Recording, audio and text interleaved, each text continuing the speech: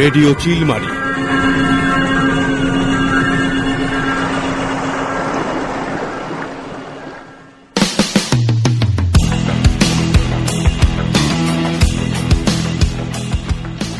শুরু হচ্ছে স্বাস্থ্যবিধি চর্চা বিষয়ক call in live show hello শ্রোতা।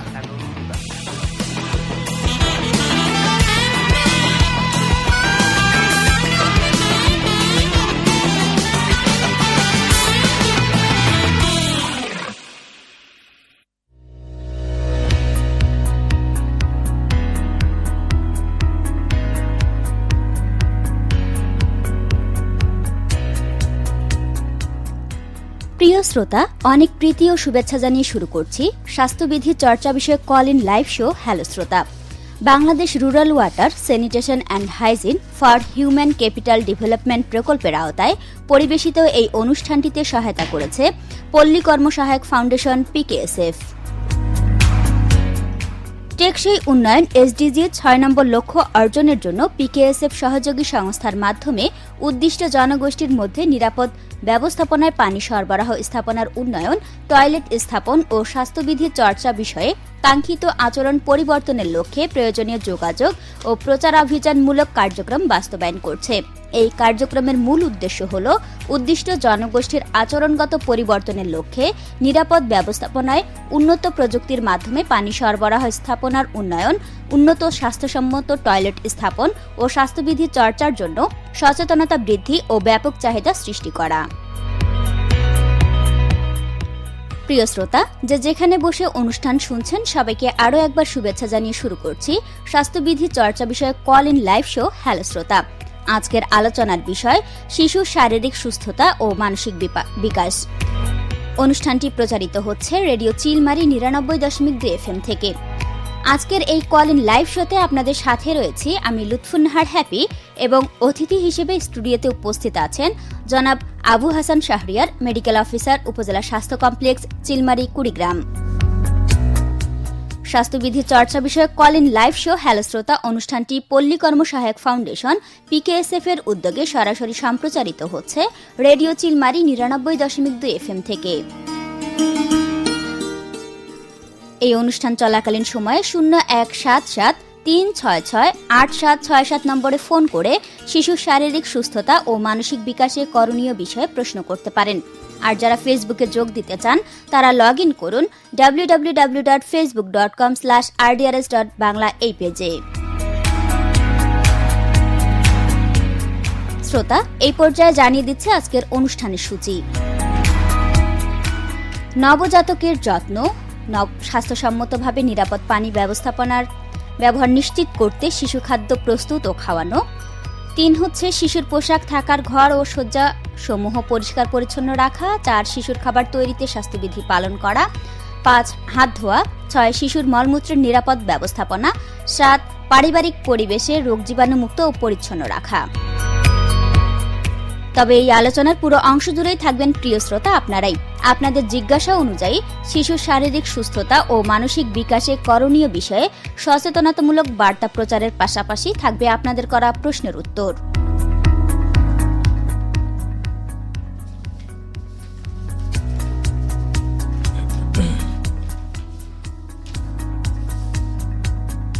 প্রিয় শ্রোতা, আপনাকে স্বাগত জানাচ্ছি আমাদের আজকের অনুষ্ঠান হ্যালো শ্রোতা। এ পর্যায়ে চলে যাচ্ছে অতিথির কাছে। অতিথি, আপনাকে স্বাগত জানাচ্ছে আজকের অনুষ্ঠানে। আসসালামু আলাইকুম, ধন্যবাদ আমাকে আমন্ত্রণ জানাবার জন্য। শুরুতেই আপনার কাছে জানতে চাই নবজাতক কারা এবং এদের যত্ন কিভাবে নিতে হবে? ধন্যবাদ আপনার প্রশ্নের জন্য। একটা শিশু জন্মগ্রহণের পরেই আমরা তাকে নবজাতক বলি। সাধারণত 0 থেকে 28 দিন বয়স পর্যন্ত শিশুরা হচ্ছে নবজাতক। আর যারা হচ্ছে 1 বছরের বয়সকালের মধ্যে যেসব শিশু তাদেরকে আমরা বলি ইনফ্যান্ট। আর 0 থেকে 28 যেটা সেটাকে আমরা বলি নিওনেট বা নবজাতক। এই 2 ধরনের শিশুদের যত্ন এবং শিশুদের খাদ্য এবং শিশুদের রোগ ব্যাধি সম্ভাবনা পুরো ব্যাপারটাই, পুরো ম্যানেজমেন্টটাই আলাদা। আর যারা কিনা 3 বছরের মধ্যে তাদেরকে আমরা বলে থাকি টডলার। আমাদের আসলে এই বয়স সীমাগুলো জানা এই কারণে প্রয়োজন যে আমরা কখন শিশুদেরকে কোন ধরনের খাবার দিব, জি। কখন তাদের যত্ন এবং তাদের আপব্রিঙ্গিং বা বেড়ে ওঠার জন্য আমরা কি কি ব্যবস্থা নিব, এই বিষয়গুলো জানার জন্যই আমাদের বয়সের সীমাটা জানা প্রয়োজন। আচ্ছা, আর নবজাতকদের যত্ন কিভাবে নিতে হয় জি। এ প্রসঙ্গে আমি বলতে চাই যে নবজাতকদের যত্নের বিষয়ে কতগুলো ব্যাপার আমাদের খেয়াল রাখতে হবে। নবজাতকের নিরাপত্তা, জি। তার ক্লথিং বা কাপড়, পর্যাপ্ত ঘুম, নিউট্রিশাস ফুড বা পুষ্টিকর খাবার, এগুলো আমাদেরকে নিশ্চিত করতে হবে। আচ্ছা, আমরা একটা ফোন কল নিতে চাচ্ছি। হ্যালো শ্রোতা, কে আছেন আমাদের সাথে? আসসালামু আলাইকুম। ওয়ালাইকুম আসসালাম, কে বলছেন, কোথা থেকে?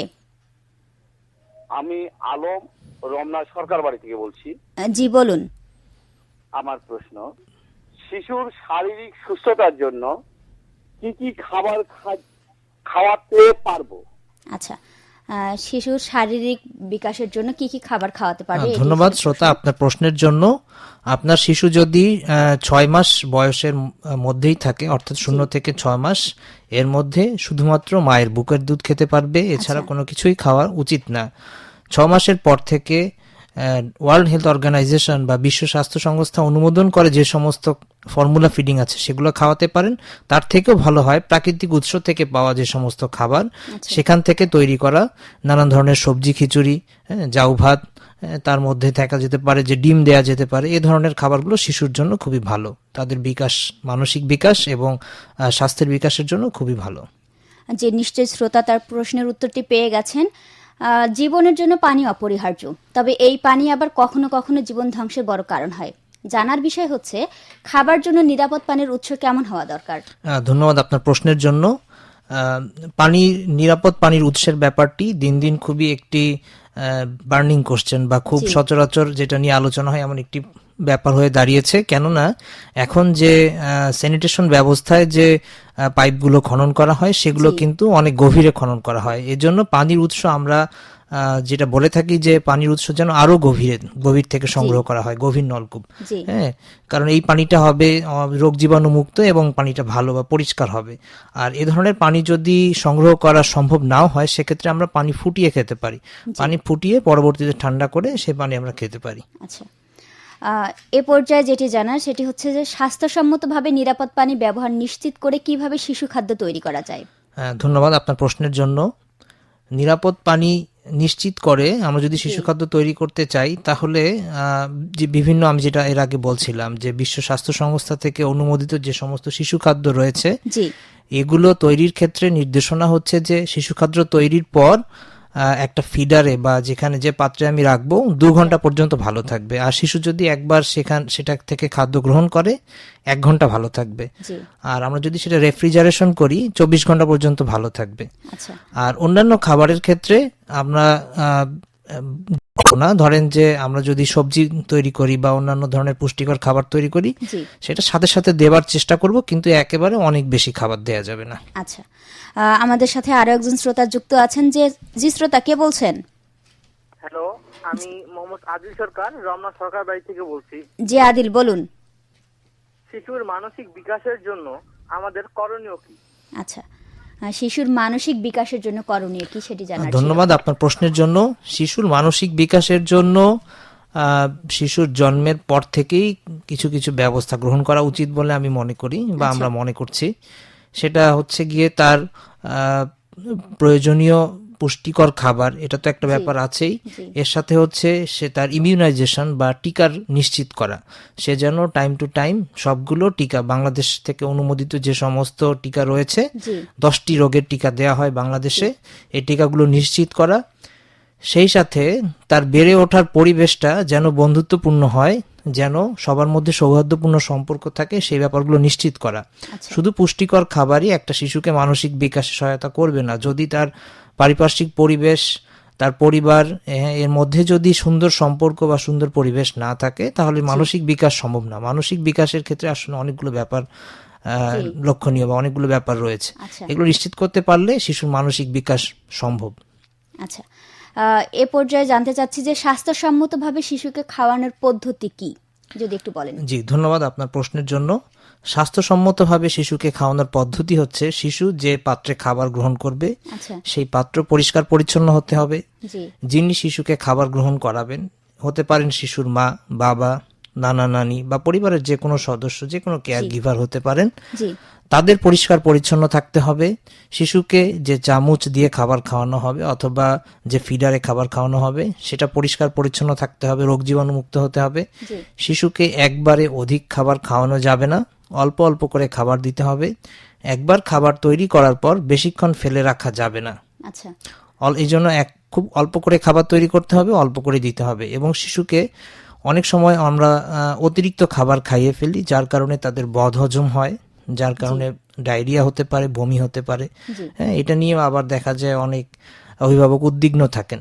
জি হ্যাঁ, তাদের প্রতি আমার অনুরোধ থাকবে শিশুকে অল্প অল্প করে বারবার খাওয়াবেন। এবং আপনারা এই অভিযোগ অনেকেই করে থাকেন যে আমার সন্তান খেতে চায় না। আচ্ছা আসলে তাদের খিদে যতটুকু তারা ততটুকুই খাবে। হ্যাঁ, বেশি জোরপূর্বক খাবার খাওয়ানো উচিত নয়। আচ্ছা শ্রোতা কে আছেন আমাদের সাথে? হ্যালো, থানাহাট থেকে আমি মোহাম্মদ নাজিব বলছি। আমার প্রশ্ন, শিশুর মানসিক স্বাস্থ্যের যত্ন কিভাবে নেব? আচ্ছা শিশুর মানসিক যত্ন কিভাবে নেবে, এটি তার প্রশ্ন ছিল। জি, আমরা খুব সম্ভবত এই বিষয়ে আলোচনা করেছি। শিশুর মানসিক বিকাশের জন্য আমরা কি করতে পারি। জি মানসিক বিকাশ বা মানসিক স্বাস্থ্যের আসলে ব্যাপারটা, কনসেপ্টটা একই রকম। এটা আসলে আলোচনা হয়ে গেছে। আচ্ছা যে শ্রোতা সাথেই থাকুন। শ্রোতা, আপনি সরাসরি অনুষ্ঠানটি শুনতে পাচ্ছেন রেডিও চিলমারি 99.2 FM থেকে। Bangladesh rural water sanitation and hygiene for human capital development প্রকল্পের আওতায় পরিবেশিত এই অনুষ্ঠানটিতে সহায়তা করেছে পল্লী কর্মসহায়ক ফাউন্ডেশন পিকেএসএফ। এই অনুষ্ঠানে আপনার মতামত জানাতে বা প্রশ্ন করতে 0177366877 নম্বরে ফোন করুন। জি প্রিয় অতিথি, আপনার কাছে এখন যেটি জানার সেটি হচ্ছে যে নবজাতকের জন্য শাল দুধের গুরুত্ব কতটুকু? ধন্যবাদ আপনার প্রশ্নের জন্য। জি আমি তো এর আগে বলেছি যে নবজাতক কাদের বলা হয়। জি। এখন বলছি যে শাল দুধ বা কলস্ট্রাম জিনিসটা কি। এটা হচ্ছে যে সেই সন্তান জন্মের পরেই মায়ের যে প্রথম দুধটা আসে সেটাই হচ্ছে শাল দুধ বা কলস্ট্রাম। আচ্ছা এটা অনেকেই আমরা জানি না যে এর গুরুত্ব অপরিসীম। হ্যাঁ, এর মধ্যে থাকে নানান ধরনের পদার্থ, যেমন ইমিউনোগ্লোবিউলিন থাকে, যেটা হচ্ছে শিশুর রোগ প্রতিরোধ ক্ষমতা তৈরি করে এবং রোগ প্রতিরোধ ক্ষমতা বাড়ায়। জি ল্যাক্টোফেরিন থাকে, লাইসোজাইম থাকে, এগুলো রোগ প্রতিরোধ ক্ষমতা বাড়ায়। আচ্ছা নানান ধরনের ফ্যাটি অ্যাসিড থাকে। জি এই ফ্যাটি অ্যাসিডগুলো শিশুর শরীর গঠনে এবং মানসিক গঠনে সহায়তা করে। থাকে বিভিন্ন ধরনের প্রয়োজনীয় ভিটামিন, বিভিন্ন ধরনের মিনারেলস, যেমন এর মধ্যে থাকে ম্যাগনেসিয়াম, যা শিশুর হৃৎপিণ্ড এবং শিশুর হাড় গঠনে সহায়তা করে। আচ্ছা এর মধ্যে থাকে কপার এবং জিঙ্ক, যেগুলো শিশুর রোগ প্রতিরোধ ক্ষমতা বা ইমিউনিটি বাড়ায়। আচ্ছা এ কারণে নবজাতকের শাল দুধের গুরুত্ব আসলে অপরিসীম। এবং আমি অনুরোধ করব সবাইকে, মায়েদেরকে বিশেষ করে, যেন শিশু জন্মের পরেই তাকে যেন এই শাল দুধটা খাওয়ানো হয়। আচ্ছা আরো একজন শ্রোতা আছেন। জি শ্রোতা কে আছেন আমাদের সাথে? আমি রমনা থেকে আফরোজা বলছি। জি আফরোজা বলুন। আমার প্রশ্ন, শিশুর শারীরিক এবং মানসিক বিকাশে খেলাধুলার গুরুত্ব কতটুকু? আচ্ছা অবশ্যই বুঝতে পেরেছেন নিশ্চয়ই। জি, ধন্যবাদ আপনার প্রশ্নের জন্য। শিশুর শারীরিক এবং মানসিক বিকাশে খেলাধুলার গুরুত্ব আসলে অনেক, কিন্তু এটা আসলে আমরা যাদেরকে নিয়ে আলোচনা করছি আজকে, নবজাতক নিয়ে আলোচনা, নবজাতক 0 থেকে 28 এর মধ্যে তো আসলে খেলাধুলা তারা করতে পারবে না। কিন্তু পরবর্তী সময়টা, যেটা ইনফ্যান্সি বা টডলার বলছিলাম, টডলার গ্রুপ 1 থেকে 3 বছর বয়স, তখন তাদের নানান ধরনের খেলাধুলায় আমরা যদি ব্যস্ত রাখি, এটা শারীরিক এবং মানসিক বিকাশ দুটোতেই খুবই গুরুত্বপূর্ণ ভূমিকা রাখে, সহায়ক। আচ্ছা যেমন শিশুর সাথে যদি নানান ধরনের উদ্ভাবনী শক্তি, তাদের বৃদ্ধির জন্য নানান ধরনের খেলা খেলা যেতে পারে। শিশুর সাথে যদি তাদের ভিতর থেকে যদি মানসিক বিকাশের জন্য নানান ধরনের প্রতিযোগিতামূলক খেলা খেলা যেতে পারে। জি হ্যাঁ, এর মাধ্যমে কিন্তু শিশুর মানসিক বিকাশ হবে। এবং একই সাথে অনেক শিশু যখন একসাথে খেলাধুলা করে, তাদের মধ্যে কিন্তু একটা বন্ধন তৈরি হয়। আচ্ছা বিশেষত যদি শিশু মায়ের সাথে নানান ধরনের খেলাধুলা করে, তাহলে মায়ের সাথে একটা আন্তরিক বন্ধন তৈরি হয়, পরিবারের সদস্যদের সাথে বন্ধন তৈরি হয়। এটাও মানসিক বিকাশে খুবই গুরুত্বপূর্ণ ভূমিকা রাখে। আচ্ছা নিশ্চয়ই শ্রোতা তার উত্তরটি পেয়ে গেছেন। শ্রোতার সাথেই থাকবেন। যে শিশু জন্মের পরেই মুখে মায়ের শাল দুধ না দিয়ে মধু দেওয়ার একটি প্রবণতা লক্ষ্য করা যায়, তা কতটুকু নিরাপদ নবজাতকের জন্য? জি, ধন্যবাদ আপনার প্রশ্নের জন্য। এটি আমাদের গ্রামাঞ্চলে অনেক একটি উল্লেখযোগ্য একটি প্রবণতা। এটা আসলে নিরাপদ না। হ্যাঁ, আমরা চেষ্টা করব শিশু জন্মের পরেই আমরা অন্য কোনো খাবার মুখে না দিয়ে শিশুকে মায়ের বুকের দুধ দিব বা শাল দুধ দিব। আচ্ছা, এ পর্যায়ে যেটি জানতে চাচ্ছি যে মায়ের বুকের দুধ নবজাতকের রোগ প্রতিরোধে কোন ধরনের ভূমিকা রাখে? জি ধন্যবাদ। মায়ের বুকের দুধ নবজাতকের রোগ প্রতিরোধে আসলে অনেক ভূমিকা আছে। আমি যেটা একটু আগেই বলছিলাম যে নানান ধরনের বুকের দুধে ইমিউনোগ্লোবুলিন থাকে, যা হচ্ছে গিয়ে এক নবজাতকের রোগ প্রতিরোধ ক্ষমতা বৃদ্ধি করে। একটা নবজাতকের যখন রোগ প্রতিরোধ ক্ষমতা ভালো থাকবে তখন সে নানান ধরনের সংক্রামক ব্যাধিতে আক্রান্ত হবে না। আচ্ছা, এবং মায়ের বুকের দুধে যে উপাদানগুলো থাকে এটা একটা শিশুর হাড়, একটা শিশুর হৃৎপিণ্ড গঠনে সহায়তা করে এবং তার মানসিক বিকাশে সহায়তা করে। অনেক সময় দেখা যায় যে অনেক শিশু মায়ের বুকের দুধ পায়নি, পরবর্তীতে নানান ধরনের রোগ ব্যাধিতে আক্রান্ত। এটা আসলে আমাদের হাসপাতাল প্র্যাকটিসে এটা খুবই কমন চিত্র। হ্যাঁ, এবং অনেক মায়েরা ইদানিংকালে মায়ের বুকের দুধ খাওয়াতে উৎসাহী নন। আচ্ছা, এবং তারা পরবর্তীতে শিশুদের নানান ধরনের রোগ ব্যাধি নিয়ে উদ্বিগ্ন বা দুশ্চিন্তাগ্রস্ত থাকেন। তারা জানেন না যে মায়ের বুকের দুধের বিকল্প আর কোনো কিছুই হয় না। মায়ের বুকের দুধের মাধ্যমে তাদের যেমন শারীরিক বিকাশ সম্ভব, মানসিক বিকাশও সম্ভব। এবং এটা তাদের আমি যেটা আরেকটা এর মধ্যে অ্যাড করি যে একটা নবজাতকের যদি আমরা বুকের দুধ না খাওয়াই। যে অতিথি, আমরা আপনার কাছে আসবো, একটি ফোন কল নিতে চাচ্ছি। জি শ্রোতা, কে আছেন আমাদের সাথে? আসসালামু আলাইকুম, আমি ফকিরহাট থেকে নুরুল আমিন বলছি। জি বলুন। আমার একটা প্রশ্ন ছিল। জি জি শ্রোতা, আমরা আপনাকে শুনতে পাচ্ছি। দুঃখিত, লাইনটি কেটে গেছে। শ্রোতা, আপনি পরবর্তীতে আবার নিশ্চয়ই আমাদের সাথে যুক্ত হবেন। জি প্রিয় অতিথি, আপনি যে প্রশ্নটিতে ছিলেন। জি, আমি যেটি বলছিলাম যে নবজাতকের রোগ প্রতিরোধে মায়ের বুকের দুধের ভূমিকা, জি এটি সম্ভবত আলোচনা হয়ে গেছে। আমি এর সাথে একটা বিষয় যোগ করতে চাই, সেটা হচ্ছে যে নবজাতকের কিছু কিছু ডেঞ্জার সাইন থাকে, এগুলো আমাদের জানা খুবই জরুরি। এগুলো অধিকাংশ ক্ষেত্রেই যারা বুকের দুধ পায় না তাদের ক্ষেত্রেই এই সমস্ত অসুবিধাগুলো দেখা যায়। যেমন খিঁচুনি, যেমন প্রচন্ড মাত্রায় জ্বর, হ্যাঁ, যেমন হচ্ছে পুয়ার সাকিং যেটা বলি, সঠিকভাবে দুধ না পাওয়া, শ্বাস প্রশ্বাসের অসুবিধা, এই ধরনের অসুবিধাগুলো দেখা দেয় যারা হচ্ছে গিয়ে জন্মের পরপরই শাল দুধ বা বুকের দুধ পায় না তাদের ক্ষেত্রে। এই কারণে আমি বলছি যে বুকের দুধের বিকল্প আসলে কিছুই হয় না। জি, আসলে শিশুদের পোশাক কেমন হওয়া দরকার বলে আপনি মনে করেন? জি ধন্যবাদ আপনার প্রশ্নের জন্য। দেখুন, শিশু জন্মের পরেই তাকে আমাদের যেটা করণীয় সেটা হচ্ছে যে শিশুর স্কিন বা শিশুর ত্বক কিন্তু খুবই সংবেদনশীল। হ্যাঁ, আমরা তাকে কোনোভাবেই অতিরিক্ত ঠান্ডা বা অতিরিক্ত গরম লাগতে দিব না। হ্যাঁ, আমরা বিশেষত ঠান্ডা লাগতে দিব না। আমরা শিশুকে ঢেকে রাখবো, পর্যাপ্তভাবে ঢেকে রাখবো এবং শিশুকে সবসময় সুতি এবং ঢিলে ঢালা কাপড় পরিধান করাবো। শিশুরা যেহেতু ঘন ঘন খায় এবং ঘন ঘন প্রস্রাব পায়খানা করে, এ কারণে তাদের এই ব্যাপারটা আমাদেরকে খেয়াল রাখতে হবে। অনেকে হচ্ছে পায়খানার পরেই পরিষ্কার পরিচ্ছন্নের ব্যাপারটা অনেকেই এটা ভালোভাবে মেনটেন করেন না, যার কারণে শিশুদের নানান ধরনের চর্মরোগ দেখা যায়। হ্যাঁ, সেটি খুব ভালোভাবে মেনটেন করতে হবে।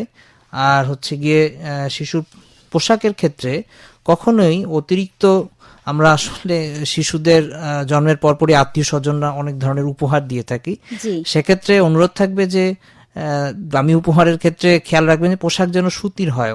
কোন ধরনের সিনথেটিক বা সিল্ক বা হচ্ছে গিয়ে খসখসে কাপড়ের পোশাক, এটা শিশুর ত্বকের জন্য অনেক ক্ষতিকর। আচ্ছা, শ্রোতা একজন আছেন আমাদের সাথে। হ্যালো, কে আছেন আমাদের সাথে? আসসালামু আলাইকুম। ওয়ালাইকুম আসসালাম। আমি মসজিদের পর থেকে বলছিলাম, নুরুল হুদা। জি বলুন। আমার একটা প্রশ্ন আছে যে শিশুর মানসিক বিকাশের জন্য সবচেয়ে বেশি দরকার কি? আচ্ছা, ঠিক আছে শ্রোতা, আপনি সাথেই থাকুন। ধন্যবাদ আপনার প্রশ্নের জন্য।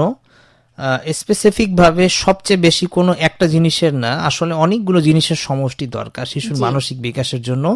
যেটি নিয়ে আমরা আলোচনা করছিলাম যে নবজাতকের বুকের দুধ, সেই সাথে তার যে বাসস্থান, নিরাপত্তা, তার পরিবারের মধ্যে বন্ধন, হ্যাঁ, তার সৌহার্দ্যপূর্ণ পারিবারিক সম্পর্ক, এগুলো সবগুলো বিষয় হচ্ছে একটা শিশুর মানসিক বিকাশের জন্য সহায়তা করে। আচ্ছা, পুষ্টিকর খাবার যেমন প্রয়োজন, একই সাথে তার কেয়ারও প্রয়োজন, একই সাথে তার হচ্ছে গিয়ে এই যে পরিবারের সবার সাথে একটা সৌহার্দ্যপূর্ণ সম্পর্ক, বিশেষত মায়ের সাথে। আচ্ছা, আমরা যাই বলি না কেন, একটা শিশুর প্রথম পৃথিবীতে আসার পর, পৃথিবীতে আসার আগে থেকেই তার সব থেকে আপনজন হয় তার মা। জি, এ কারণে শিশুর যেটা এখন বর্তমান আমাদের গবেষণাগুলো বলছে যে যে সমস্ত শিশুরা জন্মের পর বুকের দুধ পায় এবং মায়ের সাথে থাকে, তাদের শুধুমাত্র যে তারা রোগ প্রতিরোধ ক্ষমতা বাড়ে বা পরবর্তীতে মানসিক বিকাশ ভালো হয় শুধু তাই না, জি, তারা অনেক দায়িত্ব পরায়ণ হয় এবং তাদের মায়েদের প্রতি শুধু না, পরিবারের সবার প্রতি তাদের দায়িত্ব এবং তাদের যে পরিণতি বোধ, এটা আগে আসে। এই ধরনের গবেষণাগুলো আসলে এখন নতুন হচ্ছে, যেন আমরা সবাইকে উৎসাহিত করতে পারি। এর অর্থই হলো এটাই যে মায়ের বুকের দুধ খাওয়ানো। জি, আর মানসিক বিকাশের জন্য আসলে সবগুলোর সমষ্টি প্রয়োজন। একই সাথে এরকম পুষ্টিকর খাবার, তারপরে হচ্ছে তার নিরাপত্তামূলক পরিবেশ, এই সবকিছু মিলেই একটা শিশুর মানসিক বিকাশ সম্ভব। আচ্ছা। আমাদের সাথে একজন শ্রোতা যুক্ত হয়ে গেছিলেন, কিন্তু লাইনটি কেটে গেছে। যে প্রিয় অতিথি, আপনার কাছে যেটি জানতে চাওয়ার এখন সেটি হচ্ছে যে শিশুর থাকার ঘর ও বিছানা কেমন হওয়া প্রয়োজন? জি, ধন্যবাদ আপনার প্রশ্নের জন্য। খুবই গুরুত্বপূর্ণ একটা বিষয় শিশুর ঘর এবং থাকার বিছানা। জি, প্রথমে আমি ঘরের কথাটা বলি। সাধারণত শিশু যে ঘরে থাকবে সে ঘর খুব পরিষ্কার পরিচ্ছন্ন হওয়া প্রয়োজন, যেহেতু শিশুরা খুব এই সংক্রামক ব্যাধি প্রবণ, খুব দ্রুত অসুস্থ হতে পারে। এ কারণে খুব পরিষ্কার পরিচ্ছন্ন থাকা প্রয়োজন আচ্ছা, এবং শিশুর ঘরের আর্দ্রতা এমন থাকা প্রয়োজন যেন অতিরিক্ত আর্দ্রতা না থাকে, অতিরিক্ত শুষ্ক না থাকে। আচ্ছা, আর্দ্রতা মেনটেন করা উচিত। কোনো ধরনের ডাম্প রুম, যে সমস্ত রুম ভেজা স্যাঁতস্যাঁতে, এ ধরনের রুমে ঘরে শিশুকে রাখা উচিত না। আচ্ছা, আর শিশুর যে বিছানায় থাকবে, বিছানা পরিষ্কার পরিচ্ছন্ন শুধু না, বিছানা শুষ্ক থাকা উচিত, যেহেতু শিশু ঘন ঘন প্রস্রাব পায়খানা করে। এই ব্যাপারগুলো খেয়াল রেখে বিছানার উপরে প্রয়োজনে রেক্সিন বিছিয়ে রাখা যেতে পারে। জি, হ্যাঁ, সব থেকে ভালো হয় শিশুর জন্য যদি আলাদাভাবে কোনো বিছানা তৈরি করা হয়, দোলনার মতো, যেরকম অনেক উন্নত দেশেই করা হয়ে থাকে। জি, এটা খুবই ভালো এবং এটা পরিবর্তন করাও খুব সহজ। জি, আর শিশু যেখানে থাকবে তার চারপাশে বিছানায় হোক বা তার জন্য আলাদাভাবে বিছানা তৈরি করা হোক, রেলিং দিতে হবে, কারণ শিশু অনেক সময় গড়িয়ে পড়ে যায়। জি, এই ব্যাপারগুলো মেনটেন করা উচিত আসলে শিশুর ঘর এবং শিশু যে বিছানায় থাকবে সেসব ক্ষেত্রে। জি। প্রিয় শ্রোতা, আপনি সরাসরি অনুষ্ঠানটি শুনতে পাচ্ছেন রেডিও চিলমারি ৯৯.২ FM হতে। Bangladesh rural water sanitation and hygiene for human capital development প্রকল্পের আওতায় পরিবেশিত এই অনুষ্ঠানটিতে সহায়তা করেছে পল্লী কর্মসহায়ক ফাউন্ডেশন PKSF। এই অনুষ্ঠানে আপনার মতামত জানাতে বা প্রশ্ন করতে 0177366877 নম্বরে ফোন করুন।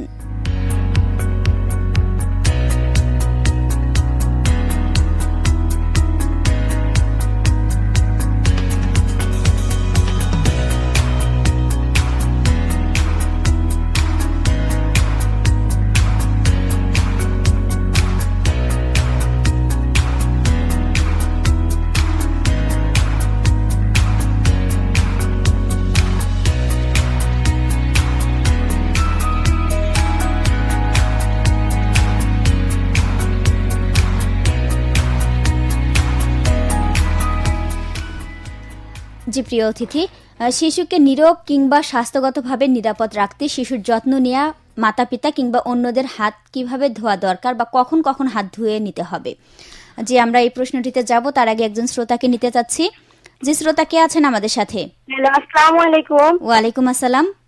আমি রমনা থেকে সুমাইয়া বলতেছি। আমার একটা প্রশ্ন, জি, শিশুর স্বাস্থ্যকর খাদ্যাভ্যাস তৈরিতে অভিভাবকদের করণীয় কি? আচ্ছা, শিশুর পুষ্টিকর খাদ্যাভ্যাস তৈরিতে অভিভাবকদের করণীয় সম্পর্কে জানতে চেয়েছিলেন শ্রোতা। জি, ধন্যবাদ আপনার প্রশ্নের জন্য। শিশুর পুষ্টিকর বা স্বাস্থ্যকর খাবারের ক্ষেত্রে অভিভাবকদের গুরুত্বই সবচেয়ে বেশি, কারণ অভিভাবকরাই তো খাবারটা আসলে শিশুকে প্রোভাইড করবেন। জি, আর সে সমস্ত ক্ষেত্রে তাদের খেয়াল রাখতে হবে শিশুকে যে খাবারটা খাওয়ানো হবে সেই খাবারের জন্য যে পানি ব্যবহার করা হবে সেই পানিটা যেন নিরাপদ উৎস থেকে নেওয়া হয়, জি, এবং কিছু কিছু ক্ষেত্রে যদি নিরাপদ উৎস থেকে নেওয়া সম্ভব নাও হয়, পানি যেন ফুটিয়ে ব্যবহার করা হয়। জি, আর শিশুকে যে খাবার খাওয়ানো হবে সেই খাবারটা যেন কোনোভাবেই বাসি না হয়। সেই খাবারটা যেন টাটকা থাকে এবং খাবার তৈরির পর বেশি সময় যেন ফেলে রাখা না হয়।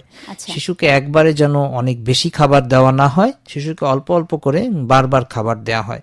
জি। এই বিষয়গুলো অভিভাবকদের খেয়াল রাখতে হবে। জি জি, শ্রোতা সাথেই থাকবেন। আরো একজন শ্রোতা আছেন আমাদের সাথে। জি, শ্রোতা কে আছেন? হ্যালো, কে বলছেন, কোথা থেকে? হ্যালো, আসসালামু আলাইকুম। আমি চিন্ময়ী থেকে রীতা বলছি। জি বলুন। আমার একটা প্রশ্ন আছে, জি শিশুর মানসিক বিকাশে মায়ের ভূমিকা কতটুকু? আচ্ছা, শিশুর মানসিক বিকাশে মায়ের ভূমিকা কতটুকু সেটি জানার ছিল। জি, ধন্যবাদ আপনার প্রশ্নের জন্য। শিশুর মানসিক বিকাশে মায়ের ভূমিকাই আসলে সবচেয়ে বেশি।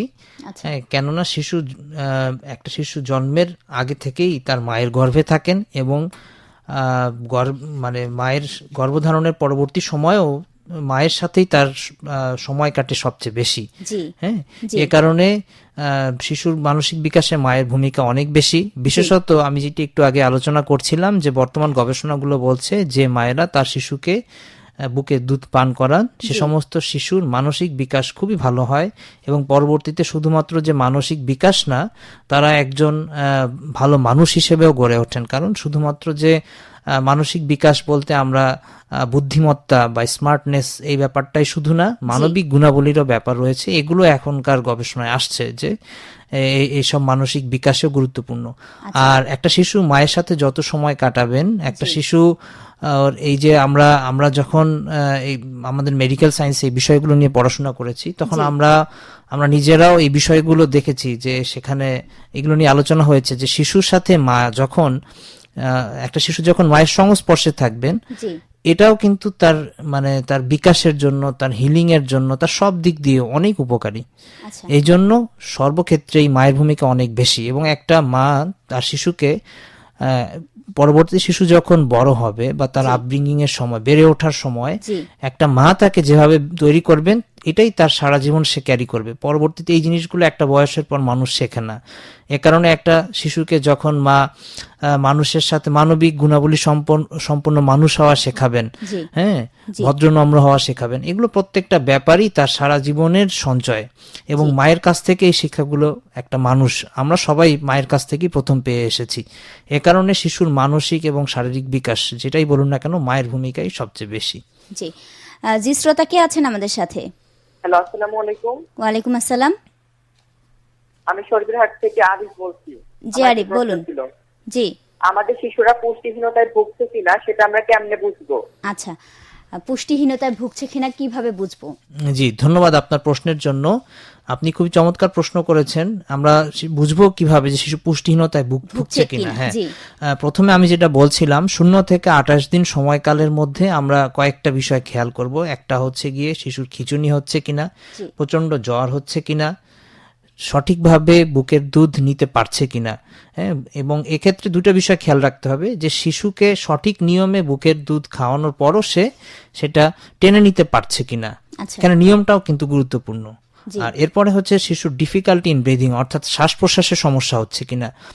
তারপরে আমাদের খেয়াল রাখতে হবে যে শিশু শক্ত হয়ে যাচ্ছে কিনা, তাপমাত্রা একেবারেই কমে যাচ্ছে কিনা, শিশু মাঝে মাঝে জ্ঞান হারিয়ে যাচ্ছে কিনা, এই সমস্ত খেয়াল রাখতে হবে। এগুলো হচ্ছে ডেঞ্জার সাইন। এগুলো দেখে আমরা বুঝতে পারবো যে শিশু নানা ধরনের রোগ ব্যাধিতে আক্রান্ত হতে পারে নবজাতকের ক্ষেত্রে। পরবর্তী সময়ে শিশুর বয়স অনুপাতে তার উচ্চতা এবং তার ওজনের একটা চার্ট আছে।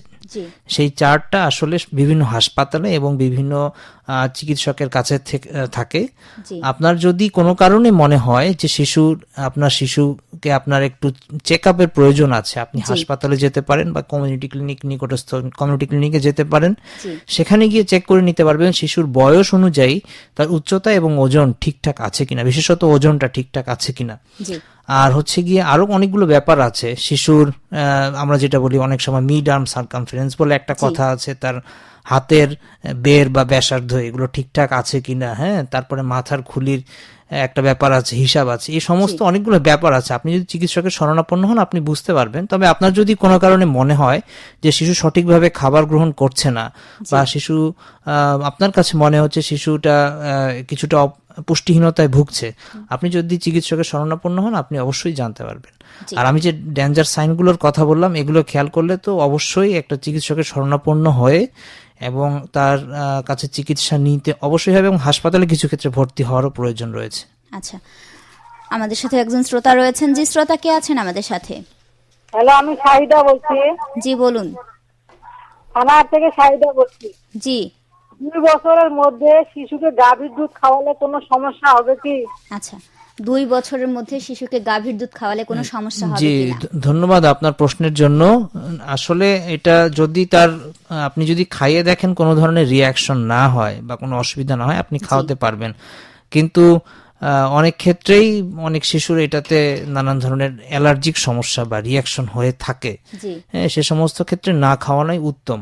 আর যদি শিশু মায়ের বুকের দুধ পেয়ে থাকে, তাহলে মায়ের বুকের দুধের তো আসলে কোনো বিকল্পই হয় না। জি, হ্যাঁ, সেক্ষেত্রে মায়ের বুকের দুধ যদি খেতে পারে, তাহলে আশা করি গাভীর দুধ বা অন্যান্য ধরনের যেগুলো ফর্মুলা ফিডিং আছে না খাওয়ালেও চলবে। জি। আরো একজন শ্রোতা আছেন আমাদের সাথে। জি, শ্রোতা কে আছেন? হ্যালো, আসসালামু আলাইকুম। ওয়ালাইকুম আসসালাম। আমি কাশিমবাজার পাড়াসাতোয়া থেকে আরিফ বলতেছি। জি বলুন। আমাদের একটা প্রশ্ন, জি, নিরাপদ স্যানিটেশন ব্যবস্থার সাথে শিশুর শারীরিক সুস্থতার কি কোনো সম্পর্ক রয়েছে? আচ্ছা, নিরাপদ স্যানিটেশনের সাথে শিশু স্বাস্থ্যের কোনো সম্পর্ক আছে জি। কিনা সেটি জানার ছিল জি তার। জি, বুঝতে পেরেছি। ধন্যবাদ আপনার প্রশ্নের জন্য। নিরাপদ স্যানিটেশন ব্যবস্থাটা আসলে একটা খুবই গুরুত্বপূর্ণ ইস্যু।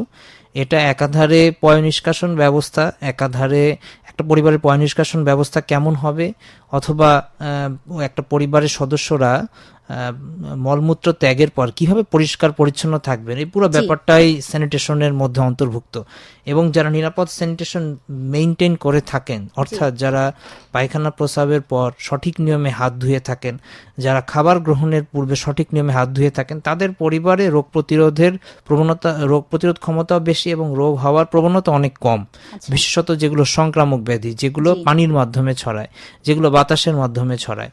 হ্যাঁ, শিশুর স্বাস্থ্যের ক্ষেত্রেও এটি খুবই গুরুত্বপূর্ণ। এর সাথে অবশ্যই সম্পর্ক আছে, কারণ শিশুকে যারা হ্যান্ডেলিং করবেন, যারা নাড়াচাড়া করবেন, যারা শিশুকে খাবার খাওয়াবেন, পোশাক পরিবর্তন করবেন, যারা শিশুর পায়খানা প্রস্রাব পরিষ্কার করবেন, হ্যাঁ, শিশুর যে এখানে শিশুকে আমরা একটু আগে বলছিলাম শিশুর ঘর এবং শিশুর বিছানা যারা পরিষ্কার করবেন বা নতুন করে বিছানা তৈরি করবেন, তারা যদি পরিষ্কার পরিচ্ছন্ন না থাকে, তাহলে তাদের মধ্য থেকে রোগ জীবাণু শিশু শরীরে যেতে পারে এবং এখান থেকে শিশুর নানা ধরনের সংক্রামক ব্যাধি হতে পারে। এবং একটা শিশুর জন্মের পরেই তার রোগ প্রতিরোধ ক্ষমতা এত বেশি থাকে না, এটা তো আমরা সবাই জানি। কারণ তখন সে আমি যেটা বলছিলাম যে তার ইমিউনিটি তৈরি হয় তার মায়ের বুকের দুধ থেকে। এখন আমরা যদি তাকে ইমিউনিটি তৈরি হওয়ার আগেই জীবাণু দিয়ে দেই, তাহলে শিশু তো অসুস্থ হবেই। এ কারণে স্যানিটেশনের সাথে শিশুর যে সুস্থতার এটা অনেক গুরুত্বপূর্ণ একটা সম্পর্ক আছে। জি, জি, শ্রোতা কে বলছেন আমাদের? হ্যালো, আসসালামু আলাইকুম। ওয়ালাইকুম আসসালাম। আমি শরীফেরহাট থেকে সুমন বলছি। জি সুমন, বলুন। আপু, আমার একটা প্রশ্ন হচ্ছে, শিশুর ডায়রিয়া, আমাশা সহ অন্যান্য পানিবাহিত রোগগুলো থেকে নিরাপদ রাখতে মা বাবাকে কি ধরনের সচেতন হওয়া জরুরি? আচ্ছা, ঠিক আছে, আপনি আমাদের সাথেই থাকুন। অবশ্যই প্রিয় অতিথি আপনার প্রশ্নের উত্তর দিয়ে দেবেন। জি, ধন্যবাদ আপনার প্রশ্নের জন্য। শিশুর ডায়রিয়া, আমাশয় আসলে এটা খুবই একটা সাধারণ রোগ, শিশুদের এটা কম বেশি হয়ে থাকে। তো এক্ষেত্রে আমাদের আগে জানতে হবে যে শিশুর এটা কি আসলে ডায়রিয়া বা আমাশয় কিনা। এটা নিয়ে প্রথমত এটা আগে আমাদের স্পেসিফিক ভাবে জানতে হবে, কারণ বেশিরভাগ অভিভাবক এই বিষয়টা নিয়ে উদ্বিগ্ন থাকেন। দেখুন, শিশু ঘন ঘন পায়খানা করবে, এটা খুবই স্বাভাবিক। সে যেমন ঘন ঘন খায়, ঘন ঘন পায়খানা করবেই, কিন্তু সে পানিটা পানির মতো হচ্ছে কিনা, সে পানিটা একেবারে চাল ধোয়া পানির মতো যাচ্ছে কিনা, সে পানিটাতে সেই যে পায়খানাটা করছে, শিশু মল ত্যাগ করছে, হ্যাঁ, সেটা একেবারেই সাদা কিনা, হ্যাঁ, সেটা ফেনা ফেনা কিনা, এই বিষয়গুলো খেয়াল করতে হবে। বিশেষত যদি পানির মতো একেবারে চাল ধোয়া পানির মতো পায়খানা করে, তাহলে আমরা ধরে নিব যে শিশু শরীর থেকে প্রয়োজনীয় পানি থাকা প্রয়োজন বা ইলেকট্রোলাইট বা খনিজগুলো থাকা প্রয়োজন, সেগুলো বের হয়ে যাচ্ছে। এটা আমরা তাহলে বুঝতে পারবো কিভাবে? বুঝতে পারবো একটা শিশুকে দেখে যে তার সানকেন আই থাকবে, অর্থাৎ তার চোখ কুটুরির ভিতর ঢুকে যাবে। এবং তার চামড়া, যদি আমরা পেটের একটা চামড়া আমরা যদি শিশুর ধরে দেখি, সেটা দেখবো যে খুব আমরা যদি টান দিয়ে দেখি, এটা খুব দ্রুত তার আগের জায়গায় চলে যাবে না, ঢিলে ঢালা হয়ে যাবে। এতে করে বোঝা যাবে যে একটা শিশু পানি শূন্যতায় ভুগছে। জি, এটা হচ্ছে ডায়রিয়া বা আমাশয়। আমরা এই প্রশ্নের উত্তরে যাব, তার আগে একজন শ্রোতাকে নিতে যাচ্ছি। যে শ্রোতা কে আছেন? হ্যালো, জি, কে আছেন? আমি জাহাঙ্গীর ব্যবসার প্রার্থী বলছি। জি, বলুন। আমার প্রশ্ন, আমাদের দিকে এই শিশুদের দাঁত নষ্ট হয়ে যায়, এত সুন্দর সুন্দর শিশুগুলোর দাঁত নষ্ট হয়ে যায়। জি, এই দাঁতগুলো যাতে নষ্ট না হয়ে যায় এর জন্য অভিভাবকদের করণীয় কি? আচ্ছা, জি শ্রোতা, আপনি সাথেই থাকুন, অবশ্যই প্রশ্নের উত্তর পেয়ে যাবেন। জি, ধন্যবাদ খুব সুন্দর প্রশ্নের জন্য। আমি আগের উত্তরটা আগে দিয়ে নেই। যে আমি ডায়রিয়া বা আমাশয় মানে আমরা কখন বলবো, কিভাবে বুঝবো শিশু পানি শূন্যতায় ভুগছে, সেটি আলোচনা করলাম। এখন এটা প্রতিরোধে আমাদের কি করতে হবে? এটা প্রতিরোধে যেটা করতে হবে সেটা হচ্ছে যে শিশু খাদ্য তৈরির জন্য যে পানি ব্যবহার করব সেই পানিটা যেন নিরাপদ হয়। নিরাপদ উৎসের পানি এবং পানি ফুটিয়ে ব্যবহার করা, ফুটিয়ে পরিশুদ্ধ করে ব্যবহার করা, এই সমস্ত ব্যাপার তো খেয়াল রাখতে হবে। সাথে যিনি এই শিশু খাদ্য তৈরি করবেন তিনি যেন পরিষ্কার পরিচ্ছন্নতা মেনটেন করেন, তার স্যানিটেশন ব্যবস্থা যেন ভালো হয়, কারণ তার মধ্যে থেকে যেন কোনো রোগ জীবাণু শিশু শরীরে না পৌঁছায়। হ্যাঁ, আমরা যদি এই বিষয়গুলো খেয়াল করতে পারি তাহলে ডায়রিয়া আমাশয় থেকে অনেকাংশে শিশুকে আমরা রক্ষা করতে পারবো। পরবর্তী প্রশ্নটি যিনি করেছেন যে শিশু অনেক ক্ষেত্রে আমরা দেখি দাঁত নষ্ট হয়ে যাচ্ছে। দাঁত নষ্ট হওয়া বলতে অনেকের আমরা দেখি দাঁত ক্ষয়ে যাচ্ছে, দাঁত কালো হয়ে যাচ্ছে। হ্যাঁ, দাঁত পড়ে যাবে শিশুর, এটা খুবই স্বাভাবিক প্রক্রিয়া। কিন্তু দাঁত এই যে নষ্ট হয়ে যাচ্ছে, যেটাকে আমরা পোকা ধরা বলি, পোকা খেয়ে ফেলছে, এইটার মূল কারণ হচ্ছে যে একটা শিশুর মানে যখন দাঁত ওঠে আর তখন থেকে যদি আমরা তার খাদ্যাভ্যাসের দিকে আমরা যদি খেয়াল করি এবং পরিষ্কার পরিচ্ছন্নতার বিষয়টা খেয়াল করি তাহলে আমরা কিন্তু শিশু দেখবো যে দাঁতগুলো ভালো থাকছে। কারণ শিশুর প্রবণতা হচ্ছে যে কোনো কিছুতে কামড় দেওয়া, তাদের প্রবণতা হচ্ছে যে তারা তো হাত পরিষ্কার পরিচ্ছন্ন রাখার বিষয়টা বুঝতে পারে না, যা হাতের কাছে পায় অনেক সময় মুখে নিয়ে নেয়। হ্যাঁ, আর এখন এই ইদানিং কালে যেটা দেখা যাচ্ছে শিশুরা প্যাকেটজাত শিশু খাদ্যের প্রতি নানানভাবে আসক্ত।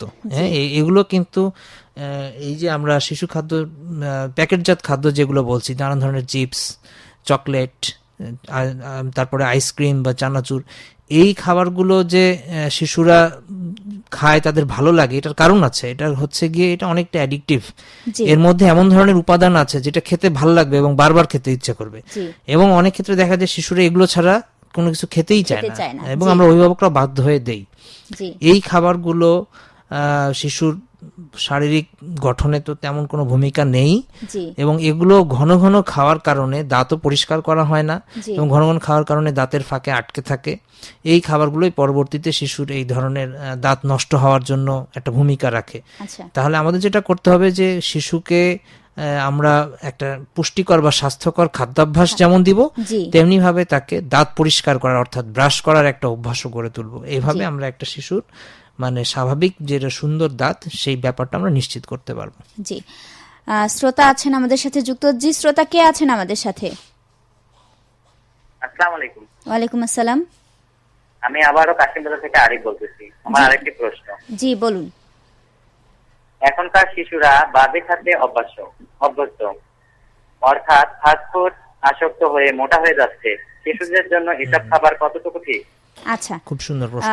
জি, সাথে থাকুন শ্রোতা, আমরা প্রশ্নের উত্তরটি অবশ্যই দিয়ে দেব। জি, আপনি খুবই চমৎকার একটি প্রশ্ন করেছেন। এটি আমারও ব্যক্তিগতভাবে এটি বলার ইচ্ছা ছিল যে আমরা অনেক ক্ষেত্রেই এই জিনিসটা নিয়ে কমপ্লেন করি যে বাচ্চা খেতে চায় না। হ্যাঁ, বাচ্চাকে অতিরিক্ত ভাবে খাওয়ানো, এই যে বাচ্চা স্থূল হয়ে যাচ্ছে বা মোটা হয়ে যাচ্ছে, এটা কিন্তু একটা সময় ছিল না।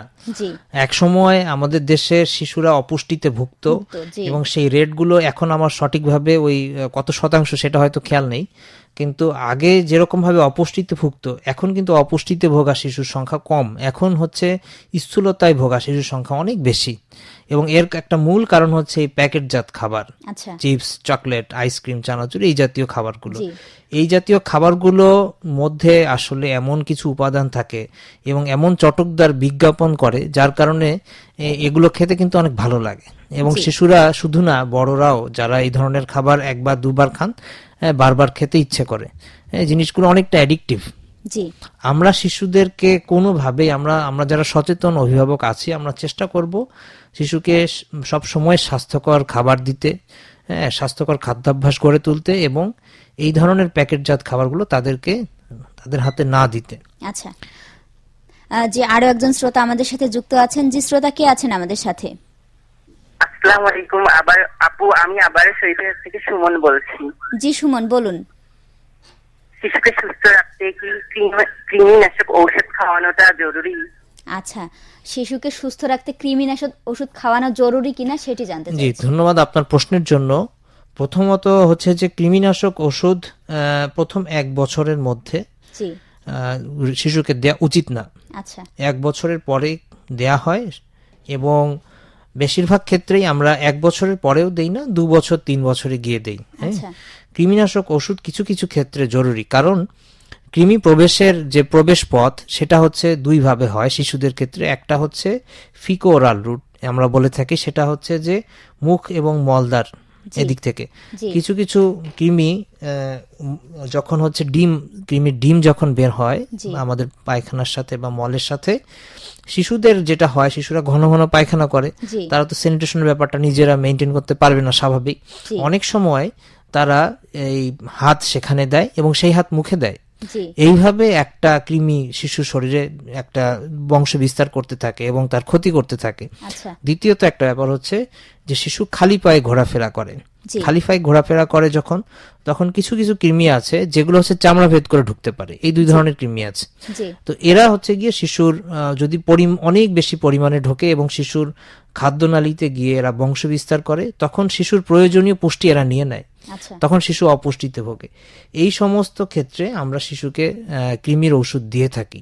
জি, তবে কৃমির ওষুধ আমি যেটা বলছিলাম যে প্রথম 1 বছরের মধ্যে ব্যবহার করা নিষেধ বা উচিত না। আচ্ছা যে শ্রোতা নিশ্চয়ই তার উত্তরটি পেয়ে গেছেন। যে এবারে প্রিয় অতিথি, আপনার কাছে আমার যেটি জানার বিষয় ছিল যে শিশুকে নিরোগ কিংবা স্বাস্থ্যগতভাবে নিরাপদ রাখতে শিশুর যত্ন নেওয়া মাতা পিতা কিংবা অন্যদের হাত কিভাবে ধোয়া দরকার বা কখন কখন হাত ধুয়ে নিতে হবে? ধন্যবাদ আপনার প্রশ্নের জন্য। শিশুকে যারা যত্ন নেবেন, পিতামাতা বা অন্যান্যরা, তারা হচ্ছে গিয়ে প্রতিবার মলত্যাগের পর, জি, প্রতিবার খাদ্য গ্রহণের আগে হাত ধুবেন জি। এবং শিশুকে যখনই স্পর্শ করবেন, জি, সেটা সাধারণভাবে কোলে নেয়াই হোক, তাদেরকে হাত ধুতে হবে। এবং বাবা মায়ের প্রবণতা থাকে বাইরে থেকে এসেই শিশুকে কোলে নেয়া। জি, হ্যাঁ, এক্ষেত্রে আমরা খেয়াল করব যে আমরা শিশুকে অতিরিক্ত ভালোবাসতে গিয়ে যেন তাকে অসুস্থ করে না ফেলি। জি। হ্যাঁ, আমরা যেন বাইরে থেকে আসা কাপড় চোপড় আগে খুলে ফেলি, আগে পরিষ্কারভাবে হাত ধুই এবং খুবই ভালো হয় যদি পরিষ্কারভাবে আমরা গোসল করি, তারপরে শিশুকে কোলে নেই, কারণ এর মাধ্যমে আমরা শিশুকে রোগ জীবাণু থেকে মুক্ত রাখতে পারবো। আচ্ছা আমাদের সাথে একজন শ্রোতা যুক্ত আছেন। জি শ্রোতা, কে আছেন আমাদের সাথে? হ্যালো, আসসালামু আলাইকুম। ওয়ালাইকুম আসসালাম। আমি পাত্রখাতা থেকে মোল্লা মেহেদি বলছি। জি মোল্লা মেহেদি, বলুন। শিশুর শরীরের সাথে সাথে মানসিক বিকাশ ঘটছে কিনা সেটা আমরা কেমনে বুঝবো? আচ্ছা শরীরের সাথে সাথে মানসিক বিকাশ ঘটবে কিনা কিভাবে বুঝবো? হ্যাঁ, জি, খুব সুন্দর প্রশ্ন। শিশুর মানসিক বিকাশ ঘটছে কিনা এটি বোঝার জন্য শিশুর সাথে সাধারণ কথাবার্তায় সে যদি কোনো সাধারণ বিষয় সহজে বুঝতে না পারে, জি, এরকম যদি হয়ে থাকে, অথবা এমন যদি হয়ে থাকে শিশুকে আপনি খুব ছোটখাটো টাস্ক দিলেন, আপনি বললেন যে তুমি অমুক জিনিসটা নিয়ে আসো, সে সঠিকভাবে জিনিস চিনতে পারছে কিনা, সঠিক কালার আইডেন্টিফাই করতে পারছে কিনা, হ্যাঁ, বা সঠিক রং সে চিনতে পারছে কিনা, জি। সঠিক সংখ্যা চিনতে পারছে কিনা, এই টুকটাক কিছু বিষয়ের মাধ্যমে আপনি যদি বুঝতে পারেন যে শিশু এর ক্ষেত্রে কিছু তার ডেফিসিয়েন্সি বা কিছু ল্যাকিংস আছে, সেক্ষেত্রে আমরা ধরে নিব শিশুর মানসিক বিকাশে একটা ঘাটতি আছে। তবে আমাদের খেয়াল রাখতে হবে যে এই মানসিক বিকাশের ঘাটতিটা তার খাদ্যাভ্যাসের কারণে নাও হতে পারে, জি, এটা প্রতিবন্ধকতার কারণে হতে পারে। হ্যাঁ, জি। যেমন ডাউন সিনড্রোম, আমরা যেটা নিয়ে এই গত 5-7 বছরে সারা বিশ্বে অনেক আলোচনা হচ্ছে, আমাদের দেশে অনেক আলোচনা হয়েছে। ডাউন সিনড্রোমের শিশু যারা রয়েছে তারাও কিন্তু মানসিকভাবে কিছুটা প্রতিবন্ধকতার সম্মুখীন হন। আচ্ছা, এই বিষয়গুলো আমাদের খেয়াল রাখতে হবে এবং আমরা যদি কোনো কারণে খেয়াল করি যে শিশুর কিছু এই যে এরকম মানে ইডিওটিক যে কোনো ক্যারেক্টারিস্টিক বা শিশু যদি বোকার মতো কোনো আচরণ করে, তাহলে আমরা অবশ্যই চিকিৎসকের শরণাপন্ন হব যে এটি আসলে তার মানে স্বাভাবিক বিষয় নাকি মানসিক বিষয় নাকি তার এটা জন্মগত ত্রুটি। তবে আরেকটা বিষয় আমরা অনেক সময় আমরা পাত্তা দিতে চাই না, সেটা হচ্ছে যে বাচ্চাদের এডিএইচডি হয়ে থাকে। এটা হচ্ছে attention deficiency hyper sensitivity disorder বলে আমরা একটা কথা বলি, জি যে বাচ্চারা মনোযোগ ধরে রাখতে পারে না, খুব চঞ্চল হয়, খুবই দুষ্টমি করে, অনেকেই কমপ্লেন করে, বাচ্চাদের মারধর করে, জি বাচ্চাদের সাথে দুর্ব্যবহার করে। কিন্তু এটা আমাদের খেয়াল রাখতে হবে যে এটা একটা অসুখ। জি। যদি বাচ্চা এরকম হয়ে থাকে, এবং এটার অবশ্যই চিকিৎসা আছে, এটা অবশ্যই চিকিৎসা আছে। আপনার যদি মনে হয়ে থাকে এই ধরনের যে বৈশিষ্ট্যগুলো আমি বললাম, জি। তা সেক্ষেত্রে আপনি এই ধরনের বৈশিষ্ট্য দেখলে শিশুকে একজন শিশু বিশেষজ্ঞের নিকট শরণাপন্ন হবেন। তিনি জি। পরীক্ষা নিরীক্ষা করে এটা আসলে অসুখ নাকি এটা একটা আপনার সাধারণ দুশ্চিন্তার কারণ সেটি আপনাকে নিশ্চিত করবেন, এবং অসুখ জি। হলে অবশ্যই চিকিৎসার একটা ব্যবস্থা রয়েছে। জি, আমাদের সাথে আরো একজন শ্রোতা রয়েছেন। জি, শ্রোতা কে আছেন আমাদের সাথে? আসসালামু আলাইকুম, ওয়ালাইকুম আসসালাম। আমি শাহানাজ রমনা থেকে বলছিলাম। জি বলুন। শিশু খেতে না চাইলে বা কথা না শুনলে বড়রা ভয় দেখে একটা ভীতি সৃষ্টি করে, জি এটা শিশুর কোনো ক্ষতি করে কিনা? আচ্ছা, জি আপনি সাথেই থাকুন। জি, ধন্যবাদ আপনার প্রশ্নের জন্য। আপনি আপনার চমৎকার অনুধাবন এবং উপলব্ধির জায়গা থেকে প্রশ্নটি করেছেন জন্য আপনাকে আমার শুভেচ্ছা ব্যক্তিগতভাবে। জি। শিশুকে আমরা অনেক সময়ই নানান ধরনের ভয় দেখিয়ে যেতে, জি। হ্যাঁ তুমি এটা না যদি না খাও আমি তোমাকে মার দিব, জি অথবা তোমাকে অমুক জায়গায় নিয়ে এখনই বাঘ আসবে, নানান ধরনের আমরা আসবে। মিথ্যা আশ্রয় জি, নেই। জি। হ্যাঁ, এগুলো শিশুর মানসিক একটা চাপ তৈরি করে শিশুর মনে, এবং শিশুর মনে যখন মানসিক চাপ তৈরি হয় পরবর্তী জীবনে এগুলো কিন্তু সে ক্যারি করে। আমি যেটি বলছিলাম যে প্রথম শিক্ষার এটা সাবকনশিয়াস মাইন্ডে সে যেটা শেখে, অর্থাৎ এটা কিন্তু সে সচেতন ভাবে শেখে না, জি তাকে কিন্তু এটা তার ভিতরে আমরা ইনপুট করে দিচ্ছি জি যে তুমি ভয় পাও, হ্যাঁ। এটা যদি না করো তোমার এই হবে, এইরকম ব্যবস্থার কারণে, এরকম অবস্থার কারণে পরবর্তীতে যেটা দেখা যায় শিশু আত্মবিশ্বাসহীনতায় ভোগে, হীনমন্যতায় ভোগে, হ্যাঁ, খুব সহজেই ভেঙে পড়ে। শিশুকে তার মতো করে বেড়ে উঠতে দিতে হবে। শিশুর আচ্ছা। আমি যেটা বলছিলাম যে শিশুর পাকস্থলী আমাদের পাকস্থলীর থেকে অনেক ছোট, জি। তার খাদ্য গ্রহণও হবে কম, তাকে আমরা জোরপূর্বক কোনো ধরনের খাবার দিব না। আচ্ছা। যখন ক্ষুধা লাগবে তখন খাবে। আমরা যেটা নিশ্চিত করব পুষ্টিকর এবং স্বাস্থ্যকর খাবারটা আমরা নিশ্চিত করব, জি হ্যাঁ, যেন অস্বাস্থ্যকর খাবার না খায় সেটা আমরা নিশ্চিত করব। জি জি শ্রোতা, আপনি অবশ্যই আপনার প্রশ্নের উত্তর পেয়ে গেছেন। প্রিয় অতিথি, আমার জানার বিষয় হচ্ছে মলমূত্র রোগ জীবাণু ছড়ায়, তাই শিশুর মলমূত্রের নিরাপদ ব্যবস্থাপনা কেমন করে করতে হবে? জি, ধন্যবাদ। শিশুর মলমূত্র অনেকেই আমরা সঠিক নিয়মে পরিষ্কার করি, কিন্তু ব্যবস্থাপনাটা সঠিক হয় না। ব্যবস্থাপনা সঠিক করার জন্য যেটা করতে হবে, শিশুর মলগুলোকে আলাদাভাবে সংগ্রহ করে, মল এবং মূত্র সংগ্রহ করে সেগুলোকে পর্যাপ্ত নিয়মে আমরা মাটি চাপা দিব, জি বা যেভাবে আমরা বয়স্ক লোকের পয় নিষ্কাশন ব্যবস্থার আমরা করে থাকি সেই একই নিয়মে আমরা এটা ল্যাট্রিনে বা টয়লেটে আমরা এটা ফেলে দিব, আচ্ছা হ্যাঁ, এবং আমরা সঠিক নিয়মে ফ্লাশ করব বা পানি দিয়ে দিব। আমরা অনেকে যেটা করি শিশুর মলমূত্রকে আমরা মনে করি যে এটা তেমন কিছু না, এটা আমরা জি। অনেক সময় উন্মুক্ত স্থানে ফেলে রাখি, যেখানে যেখানে ছুঁড়ে মারি। সেখানে ছুঁড়ে মারি, জি। হ্যাঁ, এর মাধ্যমে কিন্তু নানান ধরনের রোগ জীবাণু ছড়াতে পারে, এটা করা জি। যাবে না। আচ্ছা, শেষ প্রশ্ন আপনার কাছে, যে শিশুর বাসযোগ্য ও নিরাপদ পারিবারিক পরিবেশ কেমন হওয়া জরুরি? জি, ধন্যবাদ আপনার প্রশ্নের জন্য। শিশুর বাসযোগ্য এবং নিরাপদ পারিবারিক পরিবেশ এমন হওয়া জরুরি যেখানে একটা শিশু স্বাচ্ছন্দ্য বোধ করবে, শিশুর জি। নিরাপত্তা থাকবে, জি। স্বাস্থ্যকর খাবার থাকবে, পারিবারিক বন্ধন দৃঢ় থাকবে, যেখানে শিশুর উপর অবশ্যই আমরা শিশুর উপর কোনো কারণে বিনা কারণে তাকে নির্যাতন করা যাবে না, কঠোর হওয়া যাবে না, হ্যাঁ, শিশুকে কোনোভাবেই আমরা হীনমন্যতায় বা আত্মবিশ্বাসহীনতায় যেন সে না ভোগে, জি। তাকে কোনো কারণে আমরা খোঁটা দিব না, আমরা তুলনামূলক আচরণ করব না। অনেক সময় আমরা বলে থাকি অমুকের সন্তান বেশি খেতে পারে, অমুকের সন্তান ভালো পরীক্ষায় রেজাল্ট করে, তুমি কেন পারো না, তুমি এটা পারো না, সেটা পারো না। এই সমস্ত আচরণের মাধ্যমে আমরা একটা শিশুর আত্মবিশ্বাস গুঁড়ে দেই বা ভেঙে জি, দেই, জি। এটা করা উচিত না। এবং নিজেদের মধ্যে আমরা ঝগড়া বিবাদ করি শিশুর সামনেই আমরা নানান ধরনের অশোভন আচরণ করে থাকি, জি। খারাপ কথা উচ্চারণ করি। পরবর্তীতে সেই শিশু যখন কোনো কারণে একটা বাজে আচরণ করে তখন আমরা বুঝতে পারি না, তখন আমরা বলি তুমি এত খারাপ কেন হলে। জি এটা তো আসলে আমাদের আপব্রিঙ্গিং বা আমাদের শিশুকে আমরা কিভাবে বেড়ে তুলছি সেটার উপরে নির্ভর করছে শিশু কেমন আচরণ করবে। জি এ কারণে শিশুর বাসযোগ্য এবং নিরাপদ পারিবারিক পরিবেশটা এমন হওয়া জরুরি যেখানে একটা শিশু স্বাচ্ছন্দ্য বোধ করবে।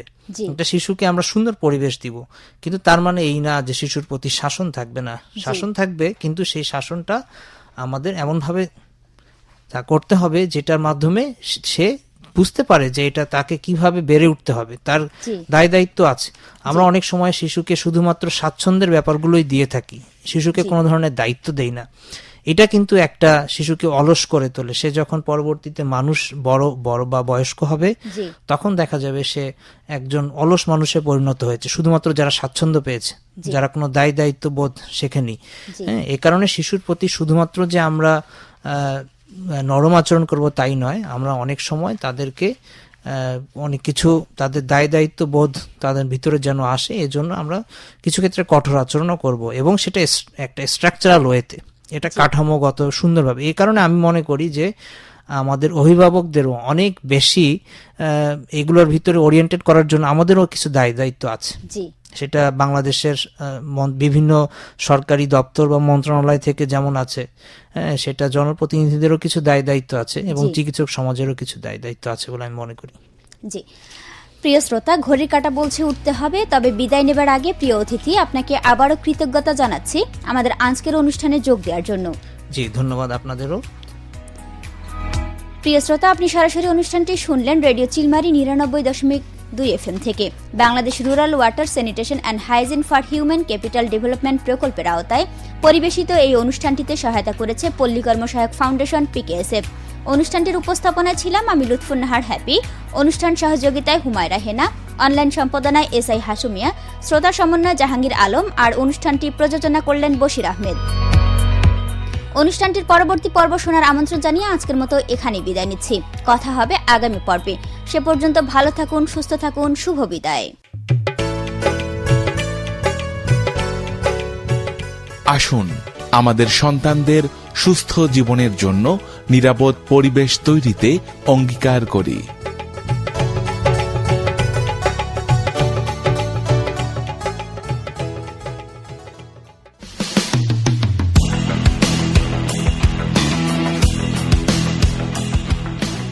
স্বাস্থ্যবিধি চর্চা বিষয়ক call in live show hello শ্রোতা এখানেই শেষ হলো।